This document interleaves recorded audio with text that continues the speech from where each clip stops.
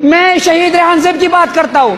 جناب اسپیکر، جب ریحان زیب شہید ہوا میں گھر آیا تو میری ماں رو رہی تھی. میں نے ماں کو بتایا ماں رونے کی کیا بات ہے، تو انہوں نے بتایا بیٹے آج کے بعد آپ نے بولنا نہیں ہے، آج کے بعد آپ نے بالکل خاموش رہنا ہے. میں نے کہا ماں پھر میں موت سے بچ جاؤں گا، پھر میں نہیں مروں گا. تو میری ماں کی اس ایک لفظ میں بہت درد تھا جناب اسپیکر. انہوں نے مجھے بتایا میرے بیٹے بات یہ نہیں ہے کہ تم مر جاؤں گے، لیکن یہاں پر بولنے والے اس طرح مرتے کہ پھر اس کا کوئی پتہ نہیں چلتا.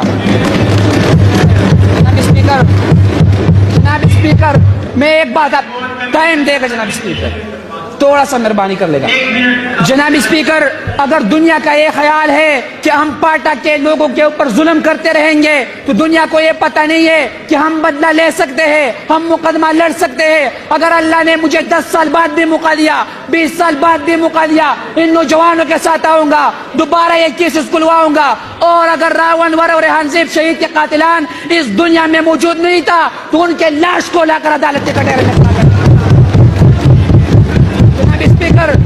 جناب اسپیکر یہ بات یاد رکھیے، اگر کسی کا یہ خیال ہے کہ پاٹک کے لوگوں کو بدلہ لینا نہیں آتا، پشنڈو کی ٹپے لاس کی ٹوپک سترکوں کی اوخ کے، پشنڈو کی ٹپے لاس کی ٹوپک سترکوں کی اوخ کے دائیا ہوا سکتے ہیں ماتل بابا نے پادشاہ.